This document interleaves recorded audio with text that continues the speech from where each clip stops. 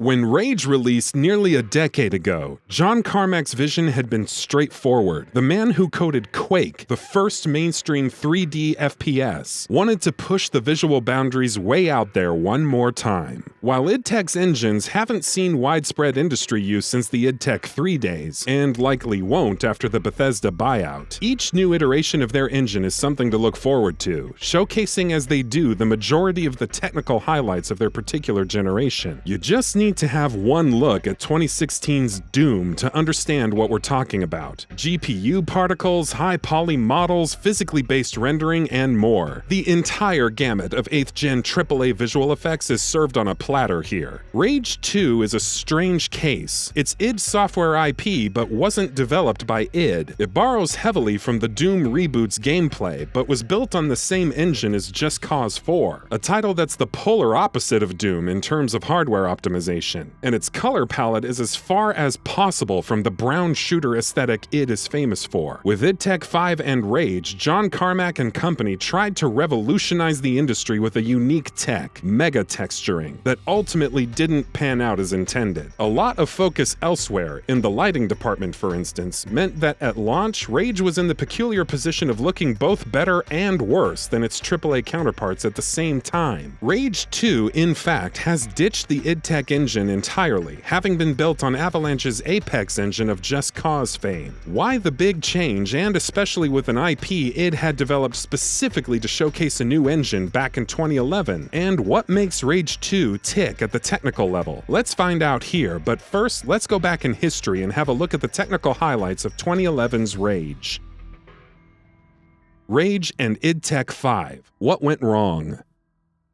8 years ago, id Software wasn't exactly in a good place. 2009's Wolfenstein reboot had been a commercial failure. Bethesda took over the studio shortly thereafter. Idtech 4 was a relatively adaptable engine with soft shadows, better physics, and the bespoke megatexture technology added in over time by newer titles. Nevertheless, it was at its core the same decrepit tech that powered Doom 3 in 2004, and as the years went by, it showed. Wolfenstein both looked and ran worse than the competition. Levels were claustrophobic in size, and set pieces were, well, meh. The FPS space id had practically created in the 90s was saturated with competing titles that were simply better at a technical level. After half a decade of stagnation, of building incrementally on what was essentially late 6th gen tech, id needed something that'd propel it back to the helm of AAA development. That something was Idtech 5, and Rage was to be its showcase. Id's key aim with Idtech 5 was to drive 60 frames per second experiences that didn't skimp on visuals. Twitch shooters handed in a 60 FPS update on console, but featured unappealing visuals and sub-native resolutions. On the other hand, more technically ambitious titles often struggled to maintain a 30 FPS update. Memory restrictions were also a major constraint at the time. The consoles had just 512 megabytes of system and video memory, meaning that texture detail was often the first thing to be compromised in just about every title. Idtech 5, as seen in Rage, tried to rectify all these issues but ended up introducing its own compromises, the most infamous of which was Megatexturing. Having debuted in enemy territory Quake Wars, Megatexturing was seen as a way to solve the challenge of inadequate console video memory. Instead of storing numerous textures for each item, which would have to be low-res and tiled, reused, across assets like flooring, all texture data was stored in one giant texture, which would be streamed in on demand. This meant that instead of tiling the same texture on, for instance, every wall, artists could add unique details. This meant that, at least at a distance, texture work in Rage was often stunning, simply because of how bespoke and crafted the textures seemed. The idea was to stream in parts of the megatexture as needed, but console memory restrictions reared their head again here. Limited VRAM meant that individual slices of the megatexture were still of a low quality, creating a peculiar situation where textures were, well,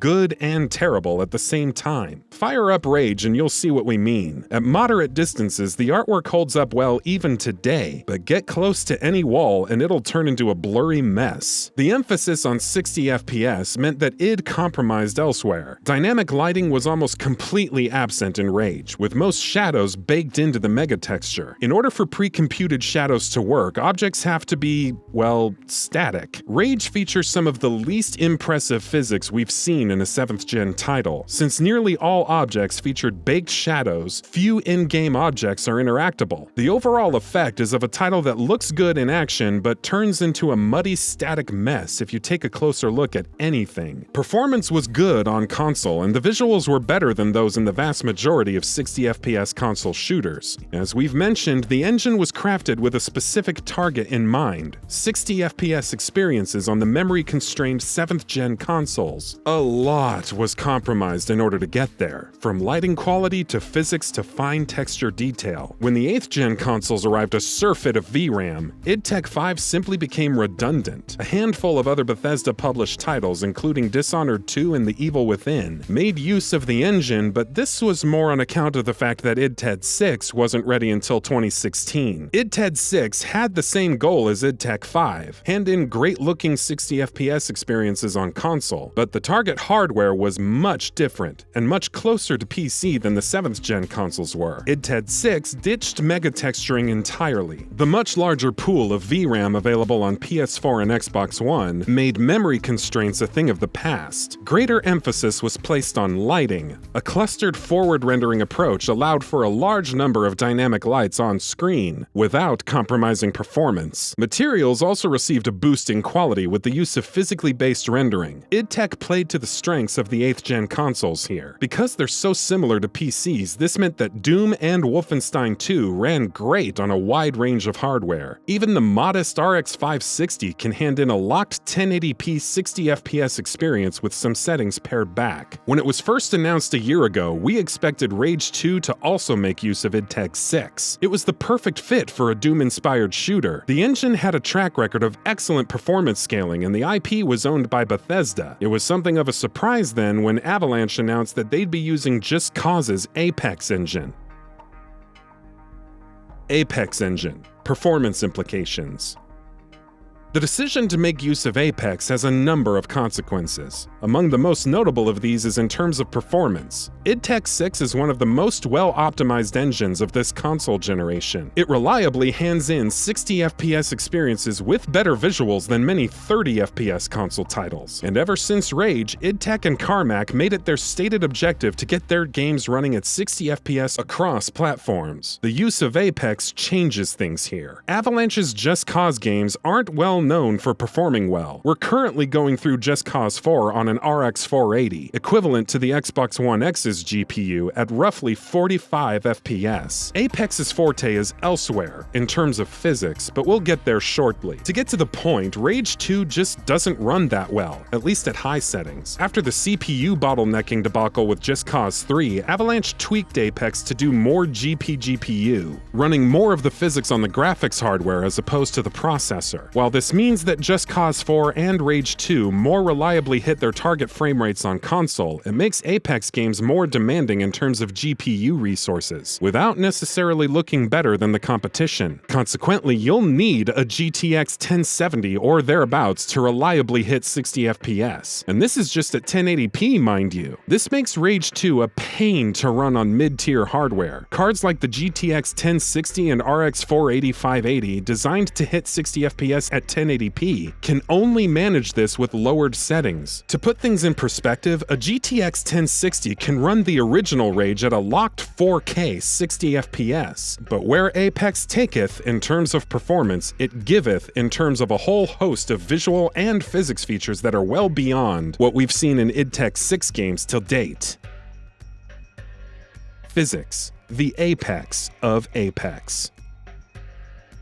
There are only a couple reasons why average-looking games don't perform well. They're either poorly coded, or they have other hardware-intensive features, apart from shiny lighting. Sadly, all too often, it's the former. Ever played a Ubisoft game that both looked and performed like junk, and also generally was junk? Or gritted your teeth to get through the stutterfest that was Dishonored 2 because the game did everything right except run well? The sad truth is that poor coding is what makes games run bad in most cases. There are some instances, though, where performance and visuals are sacrificed for innovative gameplay. Just look at the Red Faction games to see what we mean. Rage 2 doesn't sail the insane physics boat out quite that far. Nevertheless, Avalanche's knack for creating convincing set-piece-like spectacle on a moment-to-moment basis, evolved over the span of the Just Cause series, is on full display here. Reviews of Rage 2 have been quite mixed, but one thing almost everyone seems to agree about is that the combat feels incredible. The newer consoles are running the game at 60 FPS, which helps quite a bit, but that's not the whole story. Apex was designed around the needs of the Just Cause series, namely to stream in large open worlds and allow for large-scale destructibility with a focus on particle effects, as opposed to deformation-oriented destructibility a la Red Faction. The latter is arguably more realistic. There's real heft to Red Faction's trademark sledgehammer. However, when it comes to the moment-to-moment thrills, Apex's approach to destructibility is the clear winner. As with Just Cause 4, the environment in Rage 2 isn't arbitrarily destructible in the same way Bad Company 2's was. Instead, Avalanche focuses on alpha-heavy particle effects, post-processing, and applying physics to incidental objects and clutter. This approach means that instead of creating large-scale set pieces, the destruction here is more intimate. Think Doom on steroids. This approach lends a lot of heft to regular weapons, making gunfights remarkably satisfying. Incidental objects are only too ready to explode in a particle-based fireball, and clutter gets flung around as if by a maniacal spring cleaner.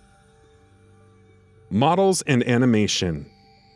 Animation was one of the highlights of 2011's Rage. Ragdoll was applied to character models, but alongside this, character models reacted realistically to positional damage. Shoot an enemy in the arm and watch them scrabble desperately at the wound with their free hand. With Rage 2, Avalanche builds on a solid foundation. Because of the post-process and particle-heavy nature of Rage 2's spectacle relative to the original, it's often easy to miss just how well the game is animated. Skeletal rigging is a clear step up from the original game. Enemies move organically, with mutants carrying themselves around with irregular shuffling movement. Since gunfire is now significantly more over the top, the general tendency is for enemies to explode in a mist of gore. However, enemies do respond realistically to positional damage, with smooth transitions between regular movement and wounded states. Models receive a clear boost to overall fidelity. While she's aged considerably in Rage 2, Lusum's model demonstrates the key differences between the two in terms of modeling. While Rage 2 goes wild in terms of colors, the original actually features more stylized art design. Character textures are smooth and almost painterly. Character models are also somewhat low poly. Lusum's model in Rage 1 is almost chunky, but again, because of the painterly look, this doesn't detract too much from the visual experience. While Rage 2 certainly doesn't aim for photorealism, models are substantially more rounded out, with added polys where it counts. Hair is notoriously difficult to render on lesser hardware, and Rage 1 opted for literal hair helmets. Lusum had bangs that stuck out beneath her helmet. Rage 2 features polygonal animated hair, as is standard now. Moreover, clothing and incidental details on characters' bodies, from knapsacks to weapons, receive boosts to poly counts. This makes for bodies and objects attached to them that are shaped much more organically. Subsurface scattering is also evident, with light transport through skin accurately modeled. While Rage 2's character models are better on a strictly technical level, we have to say here that, at least on an aesthetic level, the original's painterly style is more pleasing. The Uncanny Valley is a strange place. Increasing fidelity while retaining a stylized design can result in characters that just don't look right. Creepy movie Sonic, for instance.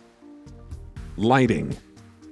Lighting is an area of clear improvement in Rage 2 compared to the original. Idtech 5's main drawback was an over-reliance on Megatexturing. Regular forward-rendered games utilize pre-baked shadow maps, but also make liberal use of dynamic lights where they're needed. The Halo series and Killzone on the PS Vita are good last-gen examples of forward renderers with robust dynamic lighting. In Rage, nearly all shadows were pre-baked into the Megatexture, apart from the obligatory dynamic shadows for on-screen characters. Despite the use of HDR and volumetrics, this led to Rage looking rather flat most of the time. Rage 2 utilizes Apex's considerably more accomplished lighting solution. The lighting model utilizes clustered forward rendering, a solution with the performance of forward rendering and the ability to implement a large number of light sources, as with deferred rendering. Global illumination, first seen in the Just Cause 3 iteration of Apex, is on display here. This is paired with SSAO for a reasonable approximation of indirect light lighting. Rage 2 also makes good use of volumetric effects. The interplay of colored lighting with dust and smoke is a key aspect of the game's gory, garish aesthetic. Screen space reflections are present but used sparingly. Would you expect random puddles of water in a post-apocalyptic wasteland? The effect is present nevertheless and adds to the atmosphere where it is employed.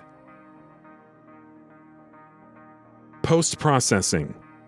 Rage 2 has a fully featured post-process pipeline. While there are some that might be turned off by the liberal use of post-process effects here, they're well integrated into the scene, adding oomph to explosions and combat and emphasizing the gritty yet stylized art design. DOF and motion blur are both in play here. Thankfully, neither is overdone. In-game, DOF adds a subtle blur to the far distance, while a shallower depth of field is used in cutscenes. Motion blur is of the per-object variety, and together with the smooth animation helps to feel combat feeling kinetic. Chromatic aberration is present here as well. There is, thankfully, a simple toggle to turn it off on PC if you aren't that interested in simulating the flaws of a camera at the expense of GPU resources. Anti-aliasing. As most recent titles have done, Rage 2 eschews hardware MSAA in favor of a post-process temporal AA solution. What we're seeing here is an evolution of the TAA implementation in Just Cause 4, and the output is just as good. Coverage is excellent, with both transparencies and geometry getting anti-aliasing. The temporal component is spot on, with minimum shimmering in motion. On PC, at the top AA quality setting, TAA is paired with FXAA. TAA irons out the more obvious jaggies, and FXAA adds an extra layer of coverage on top. There is an impact on sharpness due to this, but we feel that the slightly softer output blends well with the post-effects heavy nature of the game. Dynamic resolution scaling. A staple in an era of anemic console hardware, dynamic resolution scaling is curiously omitted from the console versions of the game, but makes its way onto PC. It's quite useful when you're in an edge case scenario. For instance, RX 480 class hardware hands in frame rates in the mid-50s when running at 1080p. Rather than just dropping down to 900p, the dynamic scaler drops resolution only as much as needed. Because of the excellent temporal anti-aliasing, and because of the game's soft-focus, post-effects laden presentation, you're not likely to notice a huge impact on image quality. Conclusion: an interesting evolution of the Apex engine.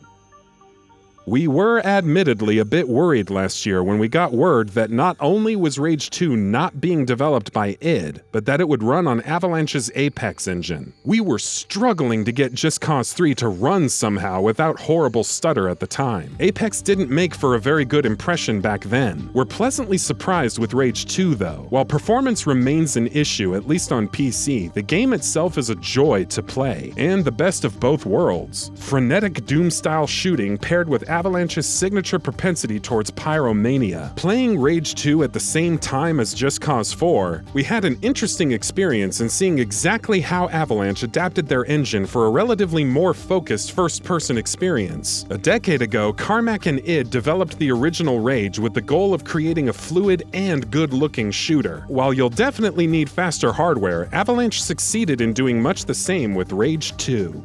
And that about does it for this video. If you enjoyed what you watched and want to see more from GamingBolt, please hit the subscribe button. Also, don't forget to switch on the notifications bell icon next to it. That way you'll never miss any of our videos. Thanks for watching.